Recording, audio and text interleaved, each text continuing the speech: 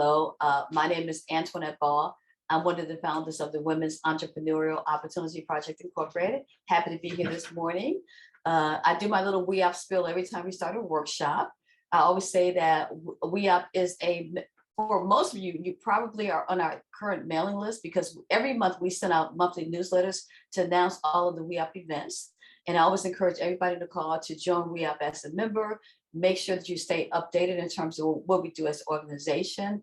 You can visit us at weop.org, and we have paid and free memberships at weopwomen.com. But again, if you go to weop.org and subscribe to our monthly newsletter, you will keep updated in terms of everything we do as an organization. So I do encourage you to subscribe because we have a lot of really great events. Our upcoming events in June are going to be on June 23rd. One of our WEOP members who is now doing international business is going to share how she's doing business in different countries from Africa to Asia. So we're going to have a great discussion on international business opportunities next week on June 23rd. If you'd like to register, I encourage you to go to weop.org and register for that event. And our speaker, Hermes Masosa, who is, I mentioned before, a WEOP member, is doing a lot of international travel. Also, we are continuing with our virtual networking. At the end of each month, we do a virtual networking event.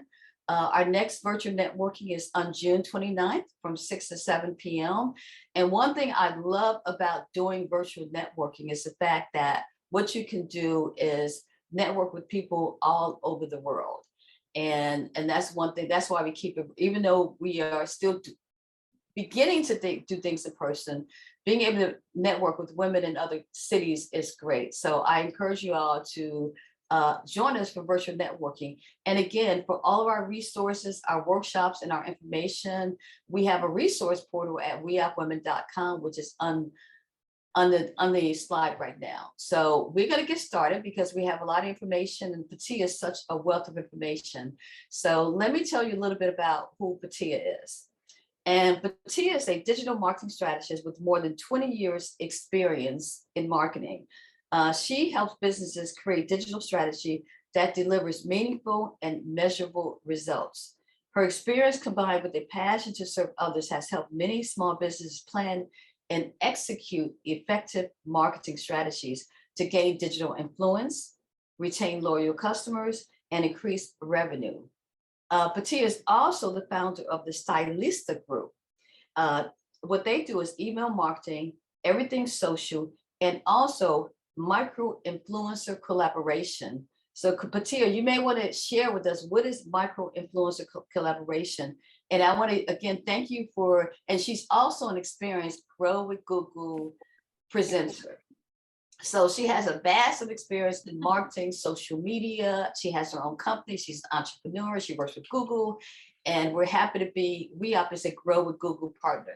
So we're happy to have the partnership with Tia, happy to have you here with us. You always bring a wealth of information. So thank you for that. And you're always sharing. So I'm going to turn it over to you and your presentation so you can help us get our business on the next level. Thank you so much. Absolutely, and thank you for having me again. It's always a pleasure to present with you guys. Okay, and Petia, let me share one housekeeping, because what we can do is we're going to communicate through the chat box. So and you have enough time for like Q&A. Would you like us to, I guess, people to make comments in the chat box during your presentation, or wait and let us know the format and the flow that you make your website work for you. That's what this is. Yeah, that's the name of the presentation. What we can do in terms of questions is, if there are a lot of questions coming in as I present, you can just stop me. It seems like there's an urgent need for answers, and I'll answer them. If not, then I just usually do a general Q&A at the end. Okay, so if I see something pop up, what I would do is kind of bring it to your attention. I say, excuse me. I guess I'll do this. And I think Amanda Skuggs, we're getting feedback, I think, from her. Where, hold on. Sorry. So we ask everybody if you could please mute so we don't get the feedback from. And Petia, I'm going to turn it over to you. Okay, perfect. So before I get into today's presentation, Antoinette, I'd like to answer your first question, which was, what is micro-influencer collaborations? Okay. So micro-influencer collaborations is when a brand collaborates with an influencer, and I say micro influencer because these are the influencers that are more authentic.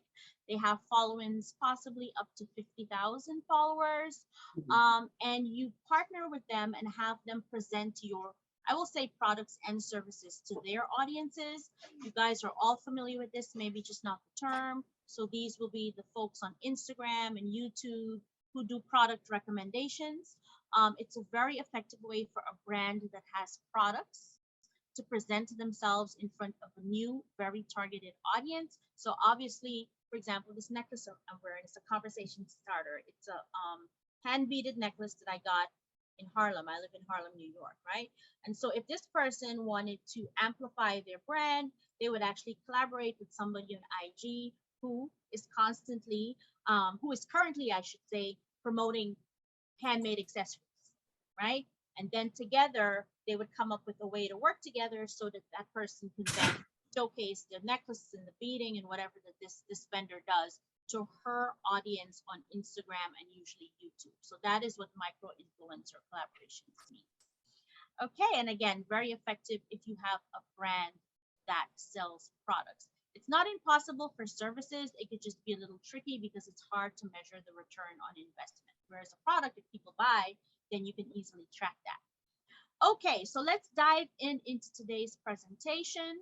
Petia, one other thing, somebody said, can you post the speaker's info, her name and business?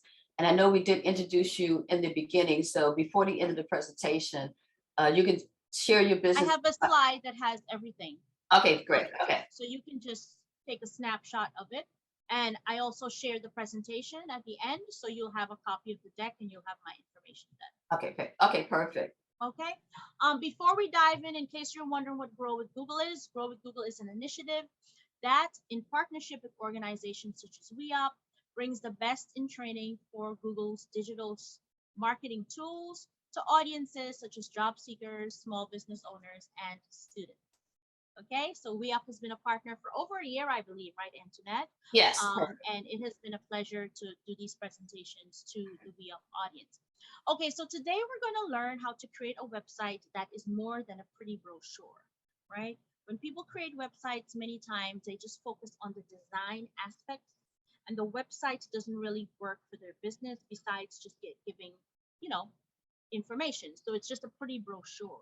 You want to make sure that when you're building your website, aside from it being attractive, that it also has the ability to capture leads, right? To share information that's measurable, right? To close sales if you have an e-commerce website. So the focus of this workshop is going to be to outline a framework for you to follow to make sure that your website is actually working for your business. Because the great thing about having a website that works for your business is that you can actually have a sort of marketing and sales funnel going 24/7, even when you are asleep. Okay, here is my contact information. Like I said, everyone will be receiving a copy of this deck. You'll have this slide in it. You can feel free to take a snapshot. This is the name of my company, my email address. It's petia@thestylistagroup.com, my website, my social media. Feel free to follow me. If you have a question, the two paths of least resistance would be emailing me directly or connecting with me on LinkedIn. Just make sure that when you connect with me on LinkedIn, you say why you're connecting.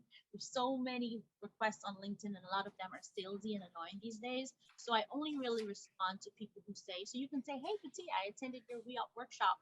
You're definitely in. Okay, so don't be shy. Take a copy of this slide, and I'll be more than happy to engage with you. Okay, to save bandwidth and to make sure you guys have the best benefit of the presentation, I usually turn off my camera when presenting. However, once we get to Q&A and conversation, I'll turn the camera back on.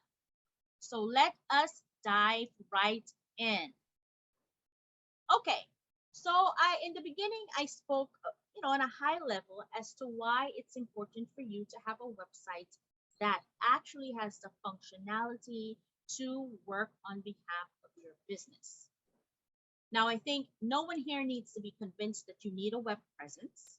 As we know, consumer behavior is constantly changing, and more we are interacting online. And the last almost 3 years definitely fast-tracked that behavior. So since the start of 2020, 75% of US customers have tried a new shopping behavior, and this is largely because we really didn't have a choice. Even our favorite store during the pandemic was closed, and so you had no choice but to interact with these businesses that we would have probably preferred to visit in person online. And so this is what the changes have looked like. Maybe people, because their usual businesses had gone out of business, unfortunately, needed to actually find replacements. So they had no choice but to seek out new businesses to support. Maybe it was that, the existing businesses already had websites, but they were then forced to only interact with them on the website. Now, what we do know is that changes in consumer behavior can be frustrating for business owners and marketers alike, but I like to look at them as opportunities. Now, as a business owner, you have to realize that today's consumers are motivated by ease, convenience, and trust. And opportunities can arise in key moments during a customer's purchase journey. And if you have a strong web presence, the opportunity exists for you to grab their attention. So many customers, especially customers that are searching online, look at websites in moments of need. And so if your website fulfills their need, even if they're not familiar with you beforehand, you are more likely to win their business. So let's start on a high level by reviewing website design. When people hear the term web design, they often think of the look and feel, the graphic design, like I said in the beginning. How can I make my website as attractive as possible? However, that is just one small component of what web design really is. Within the graphic template, there are lots of common elements, of course, that appear on most websites. And if you're building a website right now, you have an existing website, you can just do a really quick check in the next tab to make sure that at least these key elements exist. The header or top section of the website usually includes a company logo in the left corner, and most visitors expect that logo, when they click on it, will automatically take them back to the home page. The footer or bottom section of the website usually includes important links, copyright information, contact information, and social media profiles. And of course, there's a navigation. Some people prefer their navigation to be across the top, some people prefer it vertically on the side. And this is where you are able to move from page to page. Effective websites follow guidelines to keep their pages consistent with regards to colors, font sizes, font styles, and the type of content. Now, some people prefer to build their websites from scratch, and honestly, unless you have some heavy programming database need, in 2022, there really is no reason to design a custom-built website. Most people these days use content management systems, and when I'm talking about content management systems, I'm talking about platforms such as Wix, WordPress, Shopify if you have an e-commerce store. All of these platforms come with the basic functionality that you need already built in, so there really is no need for you to build a website from code from scratch. Now, if you're just getting started, what we would recommend is that you do some previewing of these CMS programs and choose the one that you're most comfortable with. Because another benefit of using a CMS program is that once the website is designed by a professional, you can then keep that website updated yourself. Like literally the back end of these CMS programs look like a Word document, and you drag and drop text. It's really simple.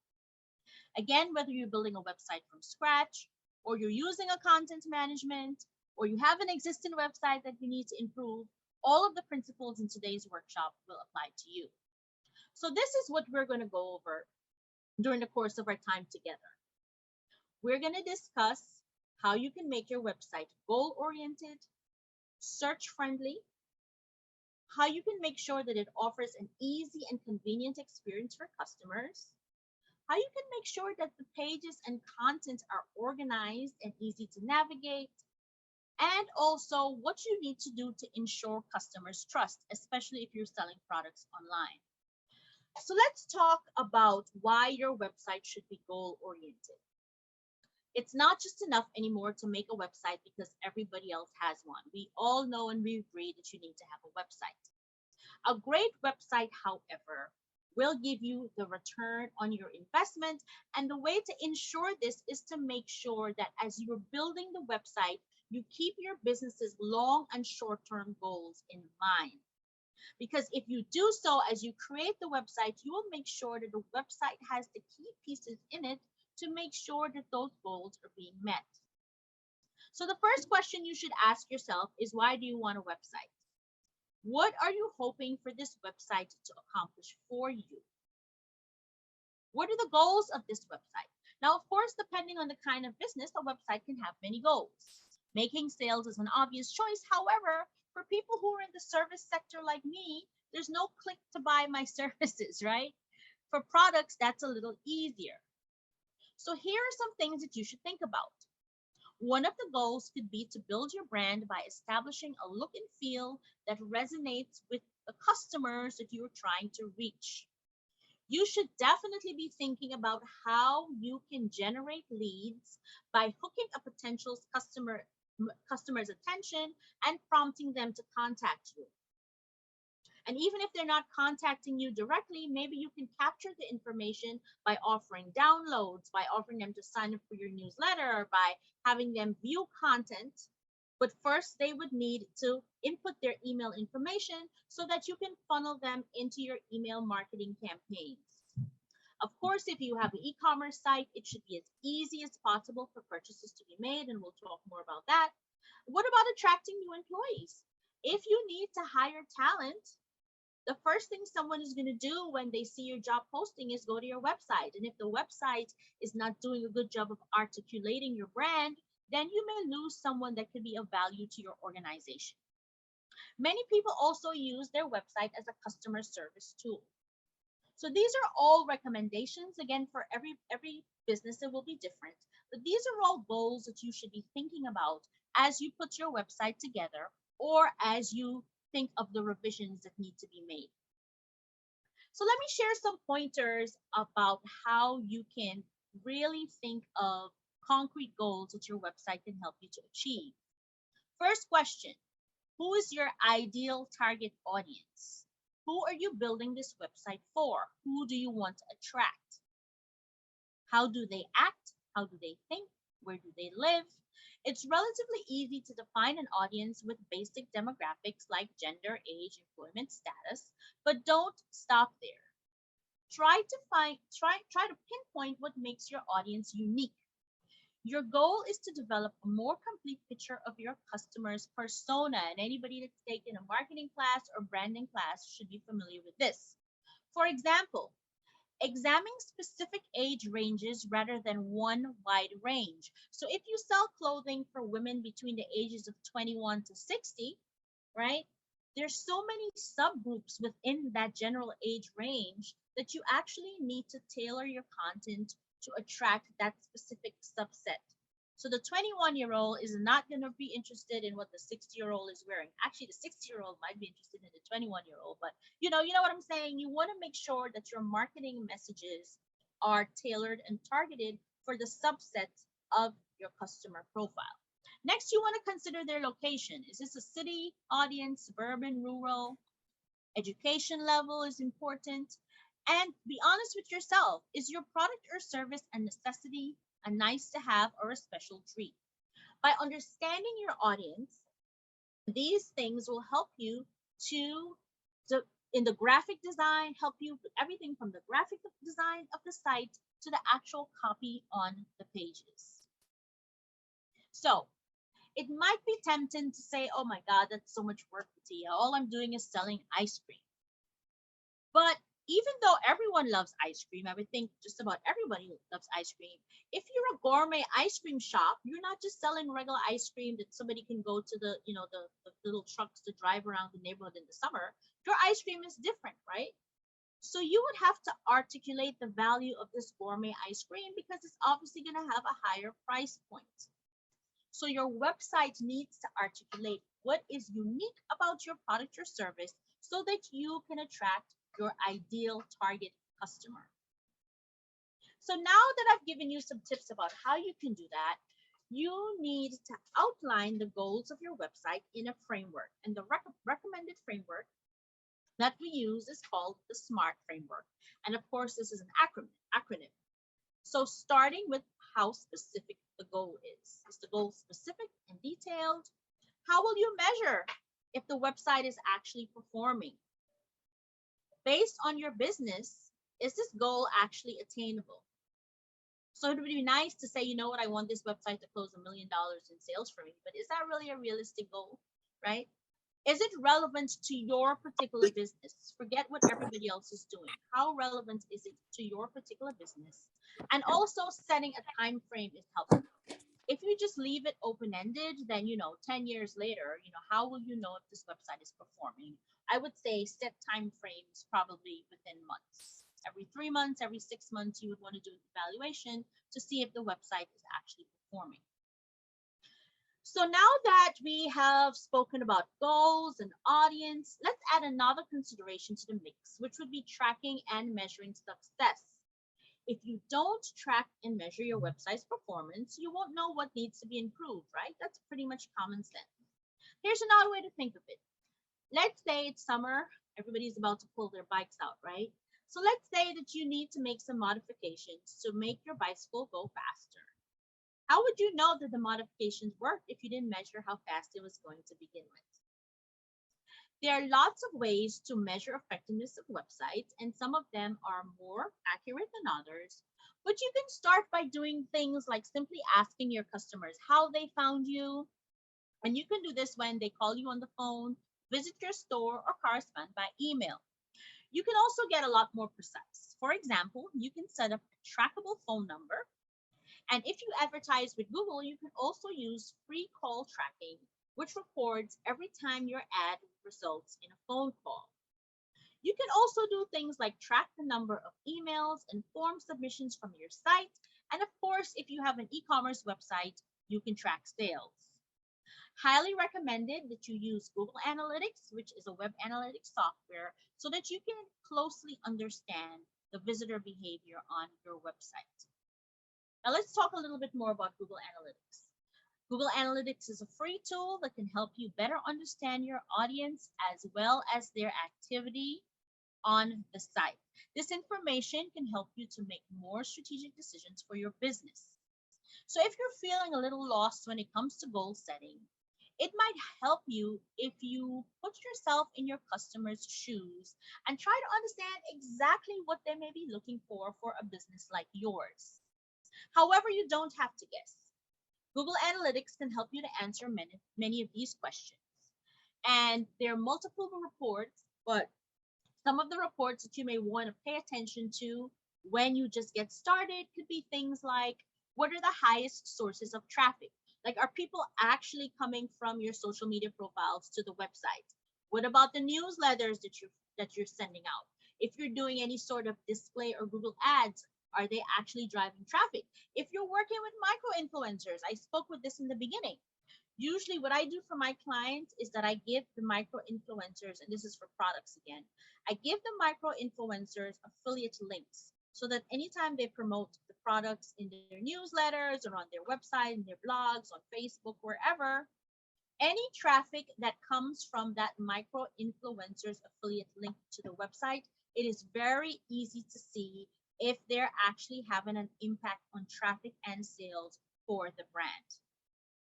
You will also be able to tell what kind of content on your website attracts the most visitors, what's keeping them on the site longer, and of course, have access to the key demographics for your site visitors.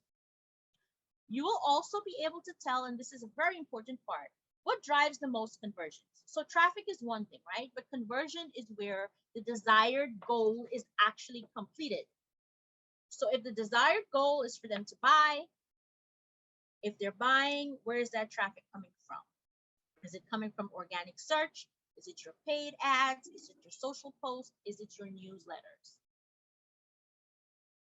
Really quickly, for anyone who has never set up Google Analytics, you would first need to visit g.co/analytics. And if you're starting off fresh, you need to create a new account. If you have an existing account, you will have to sign into it. Next, you'll need to set up a property. A property is simply the assets that you are collecting data from. By the way, you can do this for a website and you can also do this for an app. Now you'll follow the instructions to add the tracking code on your site. And if you use a content management system like your Wix, WordPress, Shopify, this is really easy because they usually have a placeholder where all you need to do is input your Google Analytics measurement ID.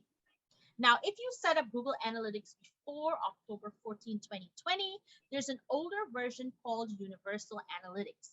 If you're just going to set up Google Analytics today, then you will have access to what's called Google Analytics 4 or GA4, which is the newer version. If there's anybody on this call who's a marketer, the recommended version of Google Analytics is GA4 because over time they will actually retire the older version. Now, if you're using the older version, you can actually set up reporting in the newer version as well, and you will have the benefit of seeing both reports. Now, if you're setting it up for the first time, by default, you'll see GA4, but you'll also have the option to set up the older version if you just wanted to do some comparison. So what you'll do is during the setup process under Property Setup, you will click Advanced Options.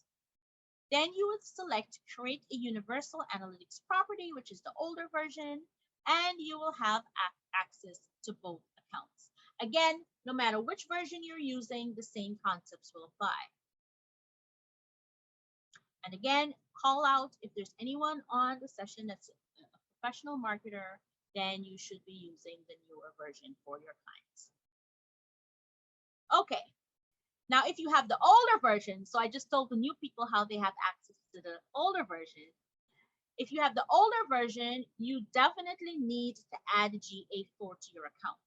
So for anybody setting it up for the first time, if you just want to be curious, you want to see the old version, that's optional. If you have the older version, highly recommended that you set up the newer version because over time the older version will be retired. Now, you will not lose your old data and the existing reports will continue to collect data until it's retired. And again, you will have the benefit of having both reports. So many accounts already have the option to use the GA4, which is a newer version setup assistant. And to access that, you would click Admin on the left navigation bar at the bottom. It's the gear icon at the bottom. Then click GA4 Setup Assistant. You will then look for the second column titled Property and follow the prompts, and the wizard will set up the newer version, which is GA4. Now, if you have had the older version of Google Analytics, which is the Universal Analytics, these are some of the reports that you will be familiar with. Real-time reports help you give you insight into what's actually happening on your site. Audience reports give you insight into your users. Acquisition reports told you where they came from. Behavior told you how users interact with your site. And of course, conversions measures whether your goals are being met. So is the website or app successful? So if you have the older version, these are the reports you're used to. Let's move on and take a look at the newer reports available in Google Analytics 4. In Google Analytics 4, the reports are organized this way. You have a report snapshot, a real-time report, and report collections and topics. So the way that the information is presented is a little different. So let's break down the terminology.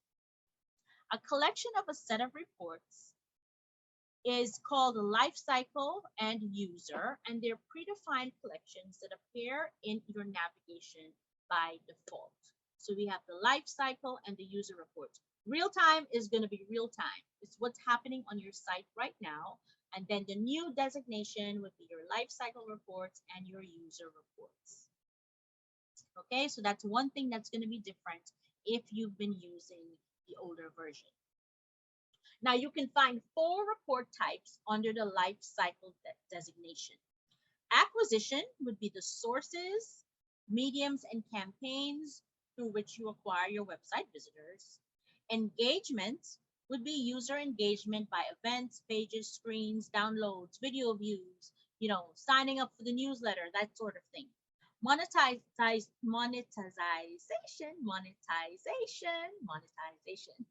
of course, would be the revenue that you might earn. And retention, and this is measured by new and returning users, would be a display of, a designation between the brand new users and the people who come back. Now, why is this important to know, right? If people are just visiting your website once, that may be an indication that you have a problem. You really want people to come back, because return visitors usually mean return interactions, return purchases, and these are the kind of people who can recommend new people to you as well. Under the user section, here you have access to the demographics to learn more about your users, and technology, which tells you the technology that's being used to access your website. Why is this important? We already know that there's been a movement to mobile activity on websites. So many people are accessing their websites on their mobile phones. Why does this matter? You really need to make sure that your website is giving a great experience on a smaller device. Before we move on, I want to introduce you to another free tool that can help your site become more goal-oriented, and it's called Google Optimize. Now, Optimize, like all other Google tools, works well with analytics so that you can pinpoint areas for improvement and also test what kinds of changes work best. This is great for when you're actually upgrading a website that already exists. So, for example, let's say that Trade Street Jam Company, there's actually a local business located here in Brooklyn. They use it a lot in these presentations. Let's say that they noticed a low number of page views for their hot sauce. Remember, they're a jam company. Now, this might be explained if people only think that they make jam, right? Like, why are they, they wouldn't think, oh, this company also produces hot sauce, right? It's kind of counterintuitive.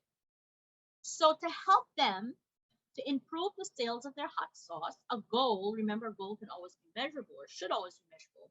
One of their goals for the website could be to increase page views to their hot sauce page.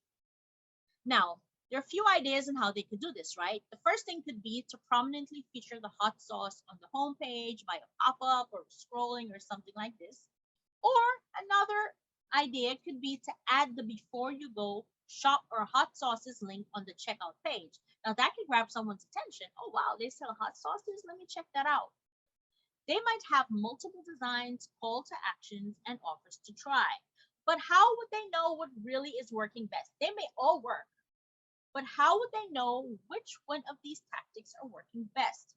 And this is an opportunity for you to use Optimize, or for the company to use Optimize, because the tool lets you run tests to see which content variations are working best. So the tool is able to do A/B testing, multivariate testing, redirect tests, and again, it integrates seamlessly with Google Analytics. And you can learn more about Optimize by visiting g.co/optimize. Any questions, Antoinette? This is no questions, but I do have want to point something out. okay. When you talk about these tools, you don't actually have to go. You can just go to your Google dashboard, and you don't have to be a professional web designer or builder to actually, as the start of your company, to look and evaluate on your own personal what's Right. going on. So Right. you can log onto like the Google Console and look at this information on your own without even having. Absolutely. Yeah, so I just kind of wanted to emphasize that without having to Absolutely. call your webmaster, because really you should be on top of all this stuff so you can direct your webmaster and they're not ripping you off or whatever the situation is. Right. And that's the value of these presentations. Like, even if you're not doing it yourself, you need to actually be aware of what's possible. Right? Yeah, So yeah. that if you are paying somebody to do all of these things, you can make sure that they're doing what they should be doing. That's a great point, Antoinette. Absolutely. Yeah, because I know a lot of some of the entrepreneurs I talk to, they talk about SEO. Mhm. And you can pay thousands and thousands of dollars Right. for SEO alone, but if you're keeping it on top of what's going on, then you kind of have an idea of what direction you should go into. Absolutely. I agree with you. Okay, talking about SEO, and trust me, we didn't discuss this before, so you're right on point, Antoinette, because that's the next topic. Mhm. So now that we've covered goals and all the tools that you can use to make sure that the website is able to attain these goals, The next thing you need to be focused on is making your website search engine friendly, which is called search engine optimization. Now, search engine optimization, I can do a 2-hour workshop on that. It'll be really heavy and technical, but today I'm just going to share some tips that every single person on this call can utilize on their website, even by themselves, to make sure that their website is showing up the way it should or showing up better on Google. So again, I don't think I need to convince anyone how important it is for your business to be found. But it's also useful for you to understand how people search and what they're searching for. That is really the foundation of what SEO is. So for example, from 2020 to 2021, Google search data shows 100% increase for searches that included the words "now near me." What does that mean? It means that people are not interested in driving for miles to find businesses. People really wanted to support their local businesses. And so if you're a business that has customers within a local vicinity, this is the first tip. Make sure that in your copy, in your site descriptions, that you have the terms "now near me" in there, because you would have a really good chance of coming up. This indicates that people want what they're searching for immediately. Okay, so that's the first thing that I can give to you. Now, to help you understand how to make your site more search friendly, let's look at what goes on a Google search results page. All of us are familiar with this page, but let me just break it down a little bit for you.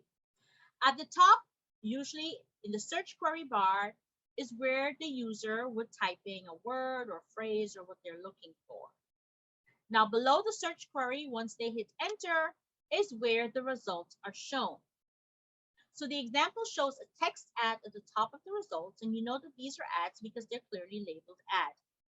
Underneath the ad is the start of the natural or organic results, and this is where SEO becomes important. Creating a search-friendly site helps increase your chances of appearing in this area. So this would be this area right here. The organic results include sites that Google's algorithm has identified as having relevant, useful matches based on the search query. So when we talk about making your website search engine friendly, we mean improving the chances of your website appearing in these organic results.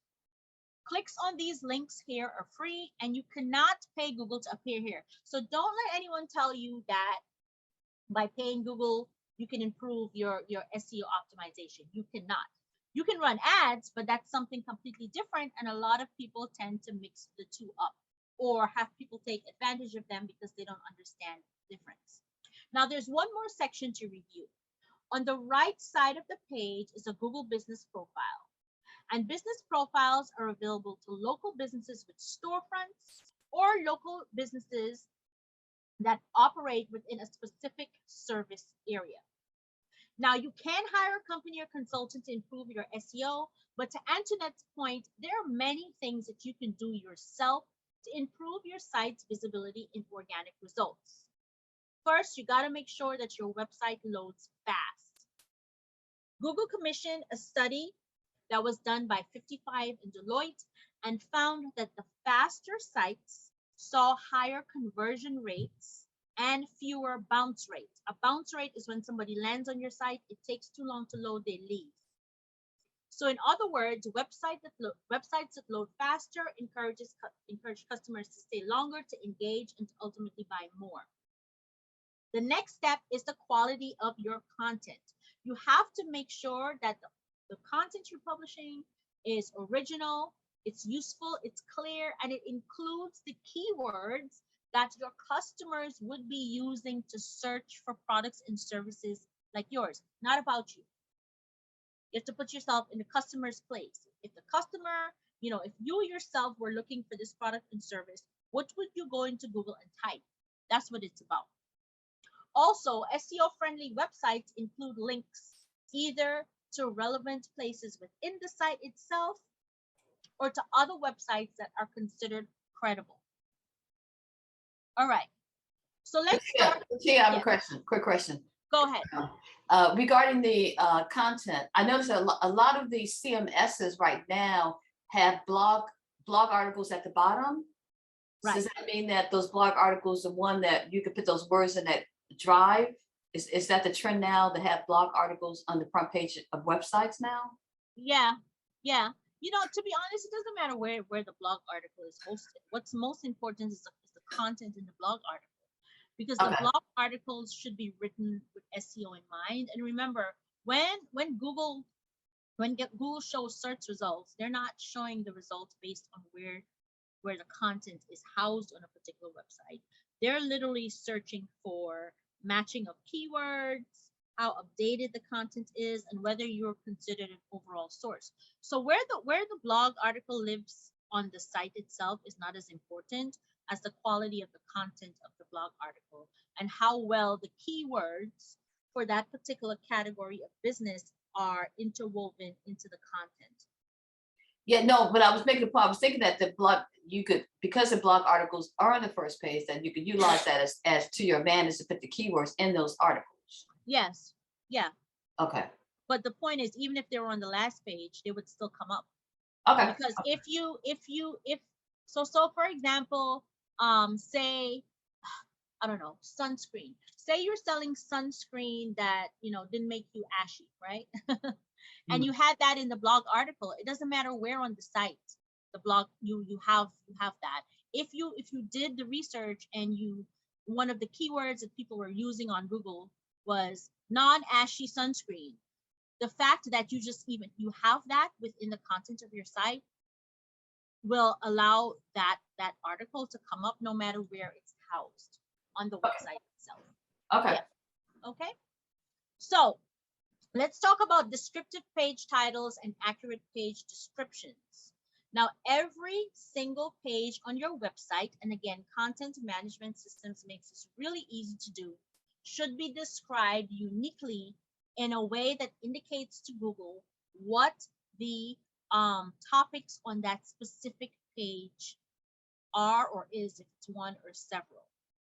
Okay, so you should label each page. Your about page is about, what that's about.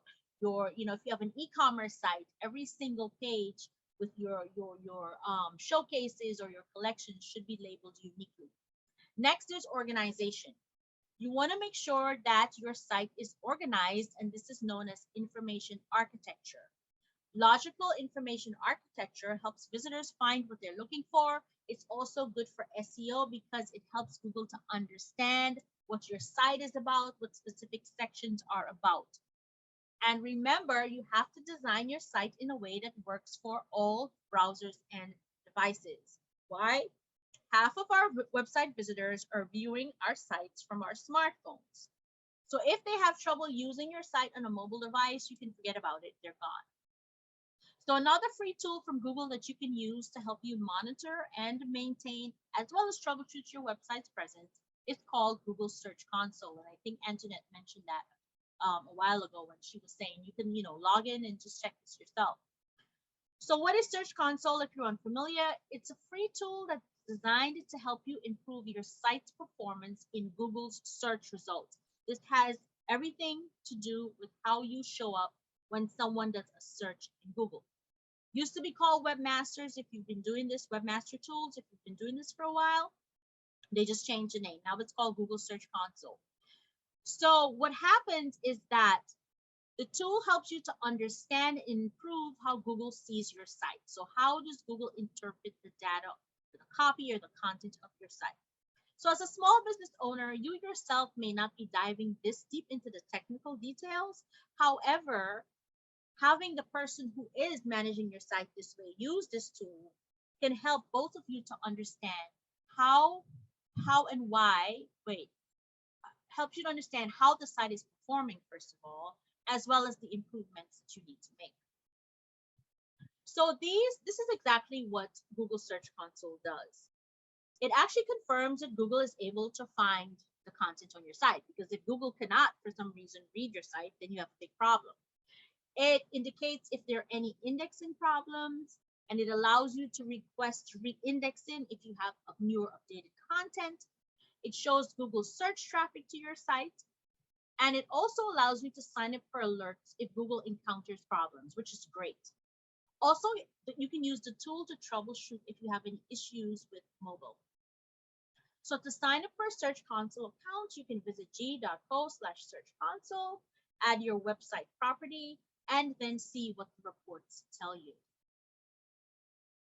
So a bonus tip, having a mobile-friendly website is clearly very important these days. And this is something that you can do right now as we're going through this session. If you want to see how your website looks on different devices, open your site in a Chrome browser, then right-click on the web page and click Inspect.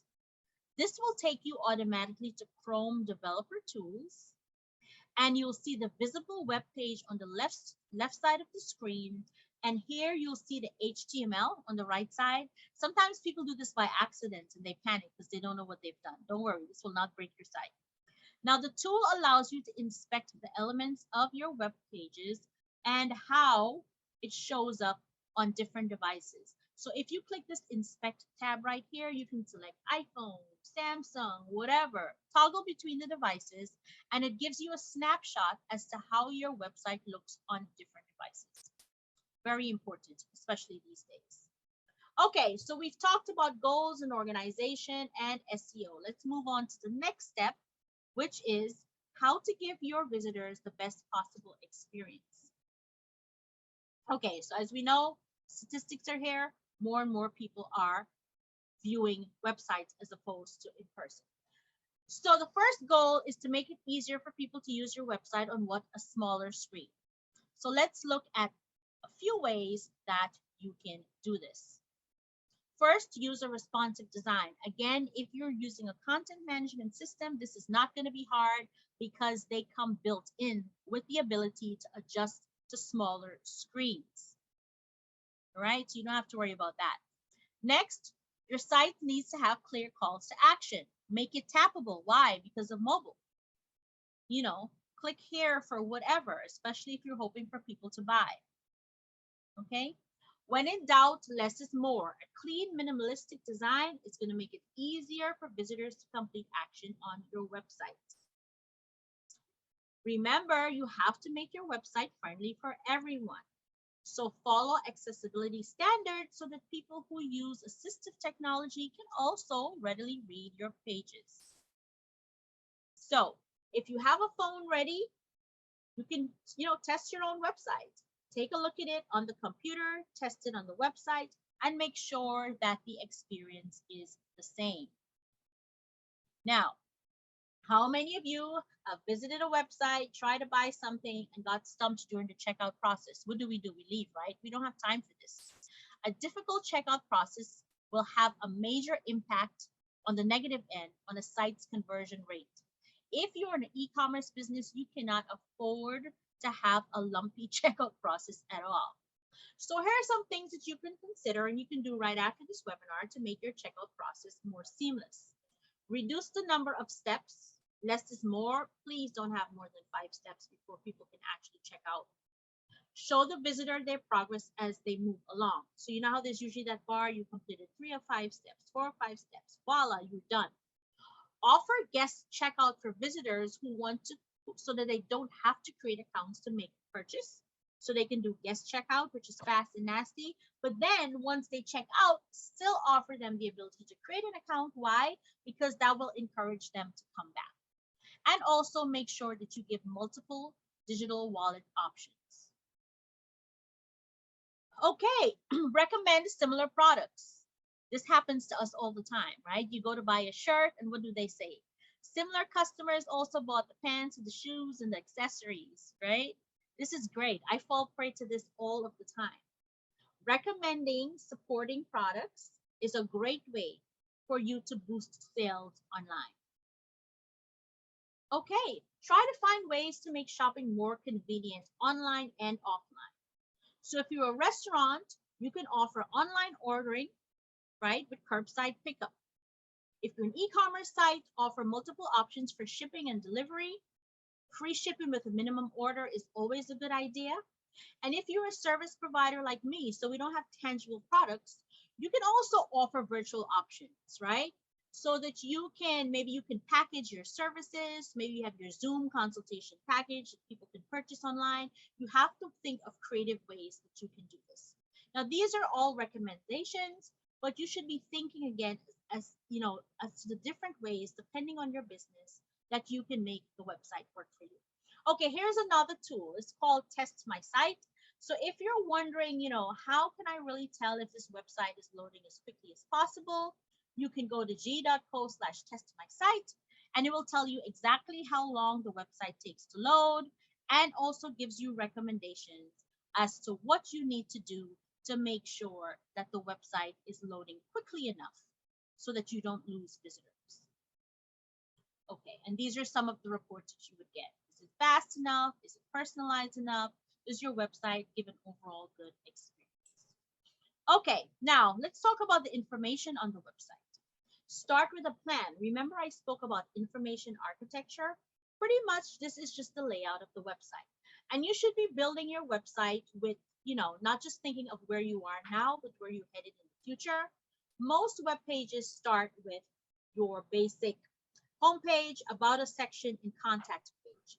And then from those main pages, you should be building the website out in a way that is easy for the organization of the page to flow and grow over the years.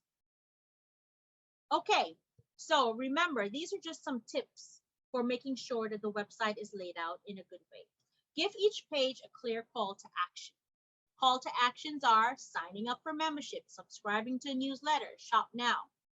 Okay, there should never be any dead ends on your site. So when somebody looks at every web page, they shouldn't have to determine, what is it am I going to do next? They should know.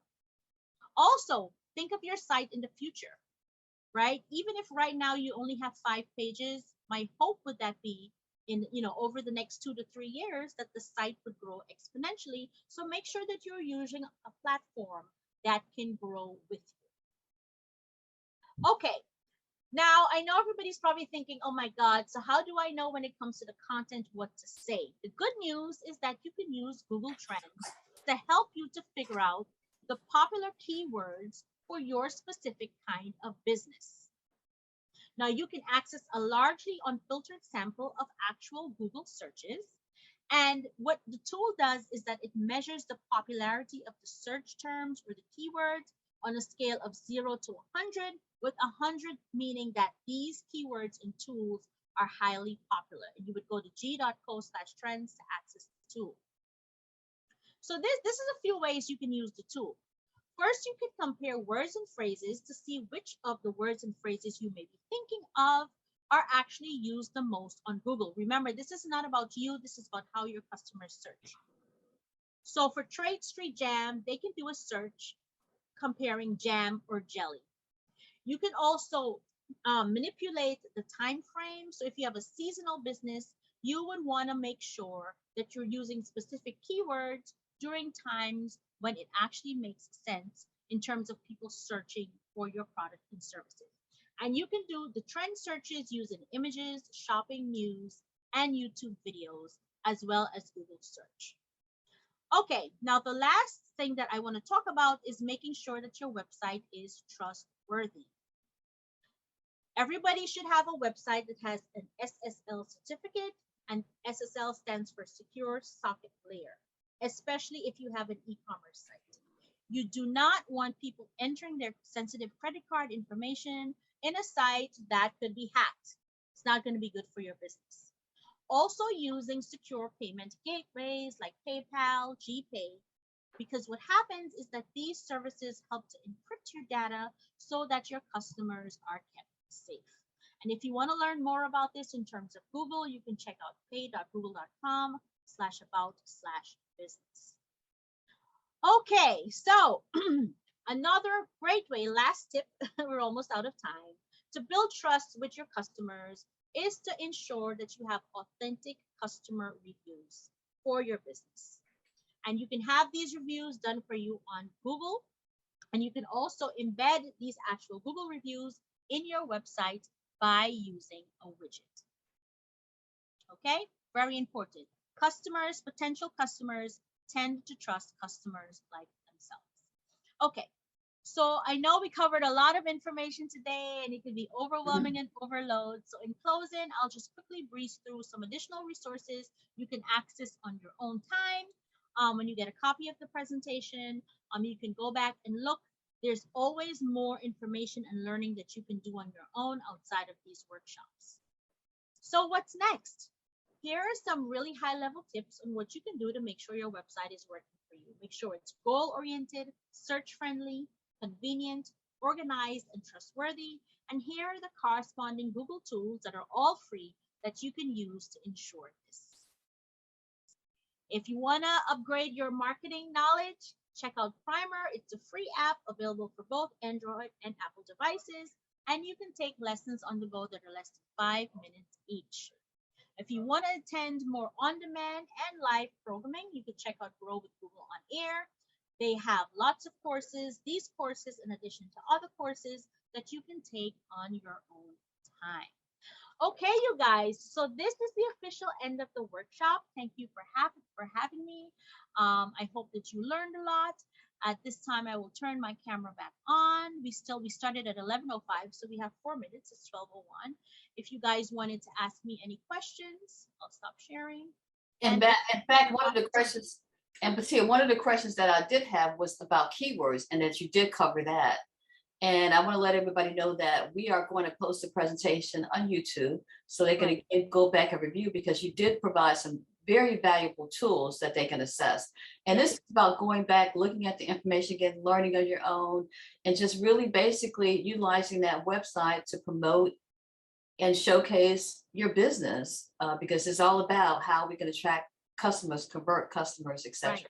So you provided some great Google tools, and a lot of the tools are free. Yes, yes. And so you educate yourself, you're not going to get ripped off, you understand what you're doing, where you're going, and that's just so important. So I want to thank you for the valuable information, the tools, and make sure that all of our visitors today go online and subscribe to our YouTube. Usually after a day, we post a workshop.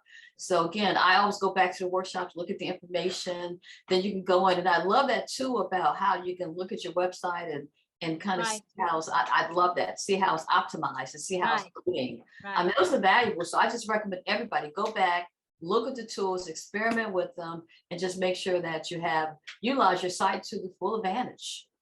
Yeah, absolutely.